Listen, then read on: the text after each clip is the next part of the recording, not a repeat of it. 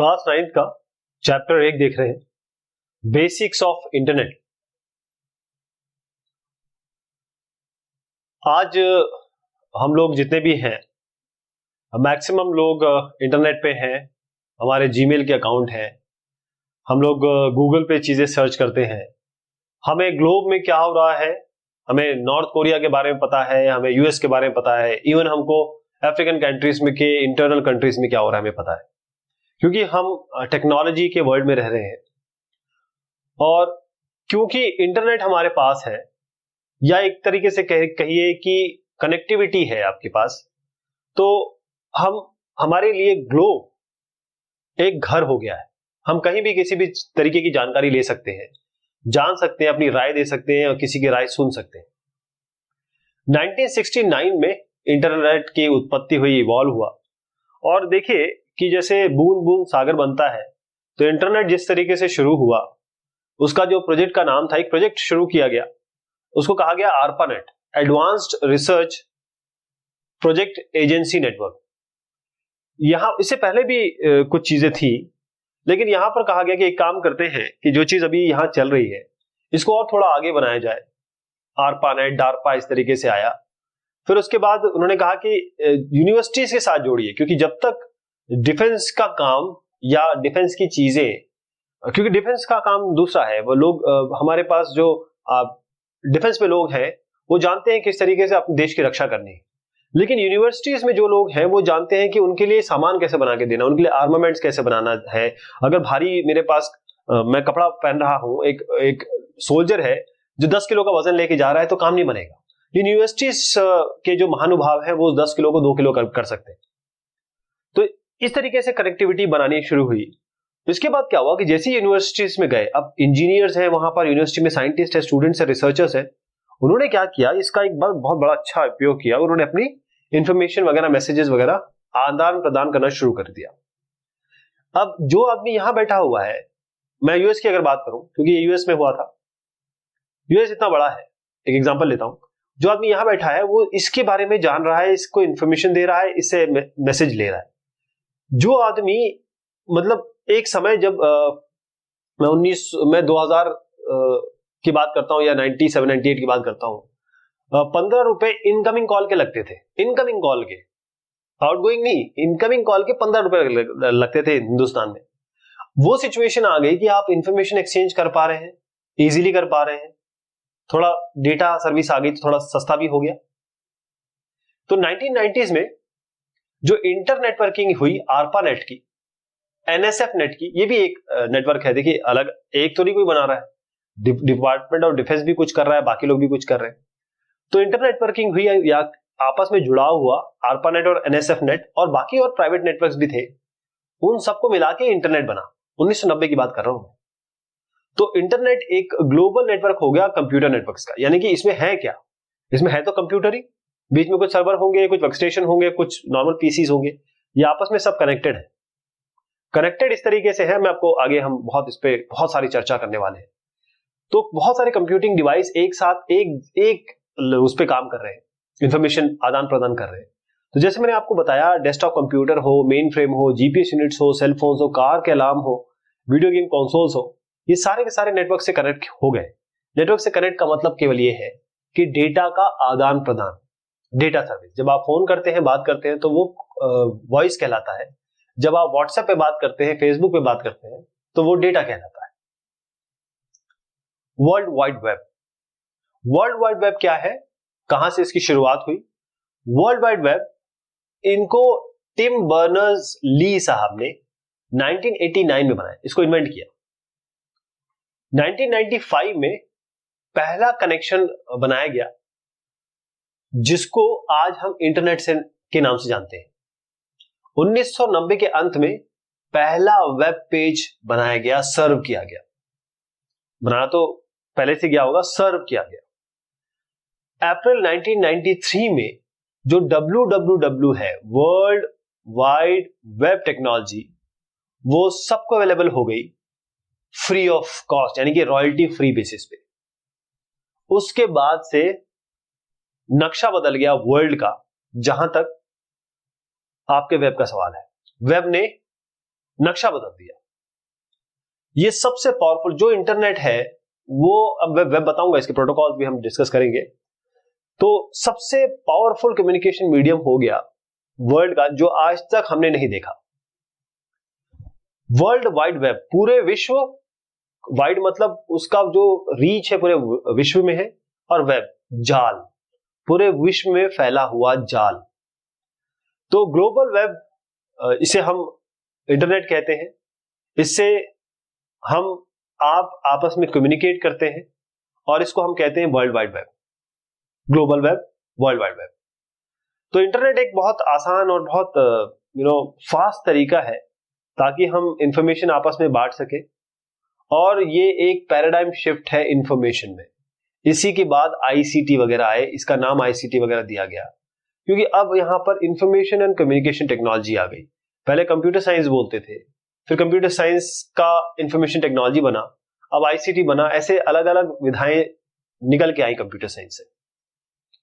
तो world wide web ये एक इंटरनेट बेस्ड सर्विस है। सिंपल प्रोटोकॉल इसमें यूज होते हैं, और ये प्रोटोकॉल इस तरीके से है कि आप डॉक्यूमेंट को इंटरनेट पे भेज सके। मैं कहता हूं आपके पास एक डॉक्यूमेंट आपने बनाया वर्ड पैड में या नोट पैड में, और आपने अपने दोस्त को दिया, कैसे देते हैं आप पेन ड्राइव से देते हैं। आप कहते हैं देखो साहब आप घर पे बैठे हो, मैं भी घर पे बैठा हूं, एक काम करता हूं, आपको डॉक्यूमेंट भेजता हूं व्हाट्सएप से, आपको डॉक्यूमेंट भेजता हूं फेसबुक लिंक से, आपको डॉक्यूमेंट भेजता हूं मैं थ्रू ईमेल से। ये जो तीनों चीजें हैं ना, यही बैकग्राउंड में कुछ प्रोटोकॉल यूज करें, तो कितना आसान हो गया। आप उसके पास जाएंगे, पेन ड्राइव लेंगे, पेन ड्राइव देंगे, लेकिन अगर आप एक ईमेल कर दें तो आपको बैठे बैठे दोनों को डेटा मिल भी जाएगा, ऑन टाइम मिल जाएगा, और बिल्कुल सही तरीके से मिल जाएगा। तो वर्ल्ड वाइड वेब, इसको हम शॉर्ट में वेब ही कहेंगे। ये इंटरनेट का एक पार्ट है, ये इंटरनेट नहीं है, ये इंटरनेट का पार्ट है। जो भी वेब पे अगर आपको देखना है तो उसके लिए जो एप्लीकेशन प्रोग्राम होता है वो आपका होता है इंटरनेट एक्सप्लोरर, गूगल क्रोम। इन सबको अगर हम नाम दें तो ये हमारे ब्राउजर होते हैं। जो वेब पे कंटेंट आप देखना चाहते हैं वो ब्राउजर के थ्रू आप देखते हैं, जैसे गूगल क्रोम है, इंटरनेट एक्सप्लोरर है, मोजिला फायरफॉक्स है। इसके अलावा केवल आप ये चीजें नहीं कर रहे हैं, आप e books, articles, journals, news, tutorials, जो भी विश्व में घट रहा है या विश्व के लोग कर रहे हैं, वो विश्व के लोग में आप भी आते हैं, आपकी चीज भी दूसरे देख रहे हैं। ये सारी की सारी चीजें आप कहां से एक्सेस कर रहे हैं? वेब सर्वर से। मैं वेब सर्वर की भी बात करूंगा। हर एक घंटे में लाखों हजारों वेबसाइट्स और वेब पेजेस आज ऐड हो रहे हैं। तो इंटरनेट और www में क्या अंतर है? क्या दोनों सेम है, क्या दोनों अलग है? देखिए, इंटरनेट को अगर मैं खोल के देखूं तो यह है मतलब इंटरकनेक्शन, और net, interconnection of computer networks या इंटरकनेक्शन ऑफ नेटवर्क्स जहां पर कंप्यूटर इन्वॉल्व है। बेसिकली आप एक कहें कि जाइगेंटिक मैसिव नेटवर्क है नेटवर्क्स का। आपके ऑफिस में 10 कंप्यूटर होंगे, नेटवर्क में कनेक्टेड होंगे, इसी 10 को आप 1000 लाख करोड़ बना दीजिए, आपका इंटरनेट बन जाएगा। मिलियंस ऑफ कंप्यूटर आपस में जुड़े हुए हैं, कम्युनिकेट कर रहे हैं, आपस में बात कर रहे हैं, आपस में इंफॉर्मेशन एक्सचेंज कर रहे हैं, और उसके पीछे कुछ प्रोटोकॉल्स हैं। इंफॉर्मेशन जो जारी, जैसे मैंने आपसे कहा कि आप जीमेल से ईमेल भेज रहे हैं, तो आप क्या यूज कर रहे हैं? क्या एसएमटीपी यूज कर रहे हैं, सिंपल मेल ट्रांसफर प्रोटोकॉल, या आप एफटीपी कर रहे हैं, फाइल ट्रांसफर प्रोटोकॉल? आपको नहीं पता भी, लेकिन कुछ प्रोटोकॉल बैकग्राउंड में है। और प्रोटोकॉल का मतलब यह है कि जैसे आप भेज रहे हैं उसका एक तरीका है, जैसे वो ले रहे हैं उसका तरीका है, इंटरनेट पे कैसे जाएगा उसका एक तरीका है, एक प्रोटोकॉल है। जैसे जब कोई बड़ा अफसर आता है तो आईएएस अधिकारी काला चश्मा नहीं पहन सकते, उसका चश्मा उनको उतारना पड़ता है। क्यों? ये प्रोटोकॉल है। यही प्रोटोकॉल इंटरनेट पे अलग तरीके से दिया हुआ है। तो जो वर्ल्ड वाइड वेब है उसमें और इंटरनेट में क्या अंतर है? वर्ल्ड वाइड वेब, इसको हम शॉर्ट में वेब बोल रहे हैं, ये सिंपली वेब, ये है कलेक्शन ऑफ डिजिटल पेजेस। समझ रहे हैं आप?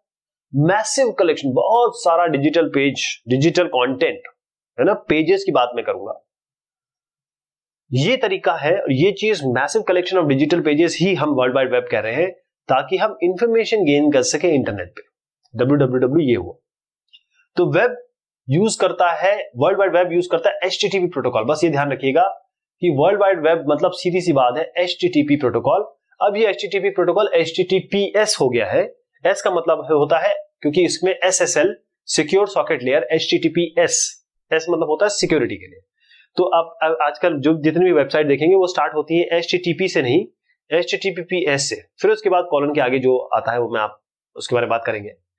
तो वेब यूज करता है HTTP प्रोटोकॉल, ध्यान रखिएगा, वर्ल्ड वाइड वेब का मतलब HTTP प्रोटोकॉल। इस HTTP प्रोटोकॉल के थ्रू आप डेटा ट्रांसमिट कर रहे हैं और जितने भी एप्लीकेशन है आपस में बात कर रहे हैं, लेकिन यहां पर बिजनेस लॉजिक, इंफॉर्मेशन का एक्सचेंज हो रहा है। तो वेब, वर्ल्ड वाइड वेब, यहां पर ब्राउजर का जो यूज है वो बहुत इंपॉर्टेंट हो जाता है, क्योंकि इसी के थ्रू ब्राउजर ही आपके वेब डॉक्यूमेंट को एक्सेस करता है, लिंक करता है, हाइपर लिंक करता है। इसी वेब डॉक्यूमेंट में आप ग्राफिक्स भी देखेंगे, साउंड भी देखेंगे, टेक्स्ट भी देखेंगे, वीडियो भी देखेंगे, एनिमेशन भी देखेंगे। सर्च इंजन, सर्च इंजन क्या है? आपको कुछ ढूंढना है, कैसे ढूंढते हैं आप? जब आप वेब पे आएंगे तो आपको ढूंढने के लिए सर्च इंजन मिलते हैं। सर्च इंजन जो है बैकग्राउंड में बहुत सारे काम कर रहे होते हैं, वेब क्रॉलिंग चल रही होती है, इंडेक्सिंग चल रही होती है, बहुत सारे। जैसे गूगल इतना फेमस क्यों है? गूगल के पीछे कुछ ऐसा एल्गोरिथम है जो आपको एफिशिएंटली फटाफट वो पेजेस लाके देता है जो आप सोचते हैं, जो आप जानना चाहते हैं, जो नंबर, जो रैंक में, उसमें रैंकिंग एल्गोरिथम लगता है बैकग्राउंड में, वो रैंकिंग एल्गोरिथम है उसमें। तो ये सारी चीजें मिला के आपको सबसे आपके सामने वो चीज रख दी जाती है जो आपको चाहिए। तो अगर आप इंफॉर्मेशन जानना चाहते हैं, कुछ इंफॉर्मेशन रिट्रीव करना चाहते हैं, तो आपको सर्च इंजन चाहिए। आज के रूटीन में सबसे ज्यादा है। देखिए, आप सोचिए कि जिन्होंने 1990 या 2000 में इंजीनियरिंग की होगी, उनका क्या हाल होगा? उनके पास केवल एक बुक थी या फोटोकॉपी थी, उससे वो पढ़ते थे, वही उतना ही जानते थे। आज अगर जो 2018 में या इसके आगे इंजीनियरिंग कर रहा है, उसके बारे में सोचिए कि उसके पास हर एक शब्द का मीनिंग है। वो गूगल पे डालेगा या किसी सर्च इंजन पे डालेगा, उसके बारे में अथाह नॉलेज हो जाएगी उसको। कितना डिफरेंस हो गया है। तो डेली रूटीन में अगर आपको इंफॉर्मेशन चाहिए, आप एक जगह बैठे होते थे, पहले पता नहीं होता था कि आपके देश के दूसरे जो स्टेट है उसमें क्या हो रहा है। आज आपको पूरे विश्व का पता है क्या हो रहा है। तो वेब सर्च इंजन, ये इसके पीछे कुछ चीजें हैं। जैसे मैंने बताया, स्पाइडर क्या करता है? स्पाइडर जितने डॉक्यूमेंट ला सकता है उतना लेके आता है। उसके पीछे है इंडेक्सर। इसके स्पाइडर को आप एक क्रॉलर भी बोल सकते हैं। एक क्रॉलिंग होती है।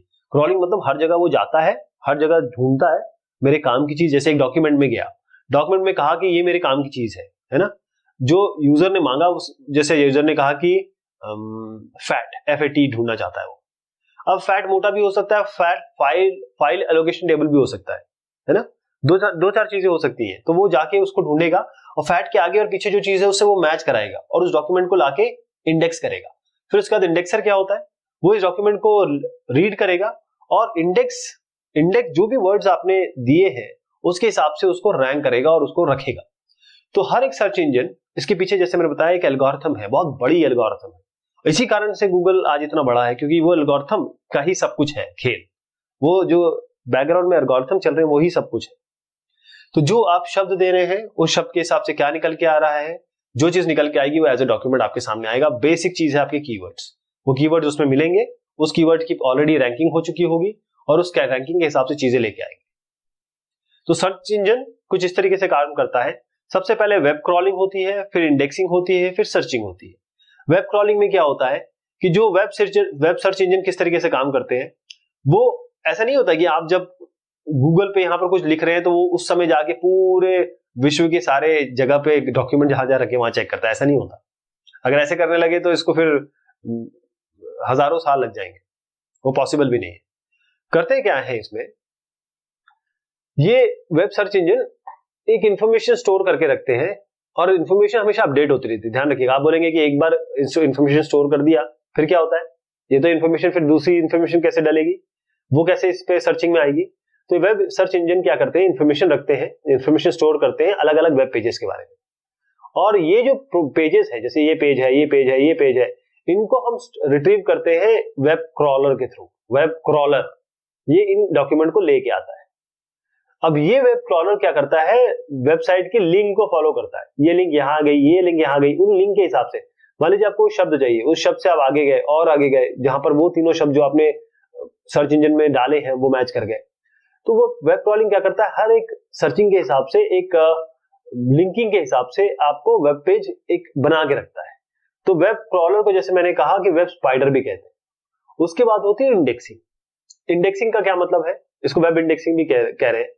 अब जैसे मैंने कहा कि अगर आप हर बार जो कंटेंट डालेंगे, यहाँ पर शब्द डालेंगे, हर बार ये पूरे इंटरनेट को तो सर्च नहीं करेगा। तो यहाँ पर ये इंडेक्सिंग का मतलब है कि हमारा डेटा स्टोर होता है इस जगह पे जो क्रॉलिंग से आया हुआ है, और इसको इस तरीके से हम स्टोर करते हैं कि इंडेक्सिंग का मतलब ये होता है कि इंडेक्स इसलिए किया जाता है, अगर आपके पास एक बुक है और बुक में मतलब 1000 पेज है और आपको कोई एक कंटेंट ढूंढना है, तो आप क्या 1000 पेज पलटेंगे या आप पहले पेज में देख लेंगे कि मेरा पहले पेज के इंडेक्स में देखेंगे कि कहां पर जाना है मुझे। ये ज्यादा अच्छा तरीका है ना इंडेक्स। तो यही इंडेक्सिंग यहां पर हो रही है। सर्चिंग का मतलब ये होता है कि नाउ अब जो वेब सर्च है, जो आप गूगल के या किसी भी सर्च इंजन के यहां कंटेंट देंगे जो आप ढूंढना चाहते हैं, वो क्या करेगा, इंडेक्सिंग के थ्रू जो भी इंफॉर्मेशन की तरफ वो जाना चाहता है, और क्रॉलर ने जो ला रखा है, और क्रॉलर बार बार चेंज भी अपडेट भी कर रहा है इसको, वो कंटेंट आपको लाके दे देगा। जो सर्च इंजन है, जैसे मैं आपको बार बार गूगल के बारे में कह रहा हूं, लेकिन ऐसा है नहीं, बिंग भी है, याहू भी है, आस्क है, बहुत सारे लोग बहुत सारी चीजें यूज करते हैं। ये आपके ऊपर है कि आपको कौन सा अच्छा लगता है, वो आप यूज करिए। Web servers. सर्वर मतलब क्या होता है? सर्वर आपके पिताजी हैं जो आपको सर्व करते हैं। आप बोलते हैं पिताजी मुझे जेब खर्च दे दीजिए, मुझे साइकिल चाहिए, मुझे बाइक चाहिए, मुझे कंप्यूटर चाहिए, तो वो सर्व कर रहे हैं। तो सर्वर यहां पर जब हम इंटरनेट की बात करते हैं, सर्वर एक कंप्यूटर है, ये आपके पिताजी है जो आपको डेटा दे रहे हैं। किसको? कंप्यूटर्स को। क्या आप भी हो सकते हैं, आपके भाई हो सकते हैं, आपकी बहन हो सकती है, बहुत सारे लोग हो सकते हैं, उन सबको ये चीजें प्रोवाइड कर रहे हैं। सारा जो कंप्यूटर वर्ल्ड में जो स्ट्रक्चर है इंटरनेट का, पूरी तरीके से वो क्लाइंट सर्वर मॉडल है। एक बहुत सारे क्लाइंट्स हैं जो सर्वर की तरफ देख रहे हैं, सर्वर उन्हें सर्व कर रहा है। और ये दोनों ही देखिए, आप भी इंसान है हार्ड मास के, आपके पिताजी भी हार्ड मास के इंसान है, तो कंप्यूटर, ये भी कंप्यूटर, ये भी कंप्यूटर। बस ये है कि वो थोड़े बड़े हैं, उनकी एज ज्यादा है, वो ज्यादा एक्सपीरियंस्ड है, यही तो है। इसी तरीके से जो सर्वर होता है उसकी एज तो नहीं कहूंगा, उसमें रिसोर्सेज ज्यादा है, हो सकता है उसमें हार्ड ड्राइव ज्यादा हो, उसमें रैम ज्यादा हो, उसकी प्रोसेसिंग पावर ज्यादा हो, ये हो सकता है। तो वेब सर्वर का काम ही होता है कि जब इंटरनेट पे आप डेटा ढूंढते हैं, चीजें चाहते हैं, तो वो कहां रखा जाएगा? वो वेब सर्वर में रखा जाएगा। वेब सर्वर आपको सर्व करेगा, इसका काम ही यही है। जो आपकी वेबसाइट है वो इन वेब सर्वर पे होस्ट होती है। देखिए, होस्ट बड़ा एक ऐसा शब्द है कि होता क्या है, ये होस्ट शब्द क्या है? होता कुछ भी नहीं है। आप एक फाइल उठाइए, वेब सर्वर पे रख दीजिए, उसे होस्टिंग कहते हैं, राइट?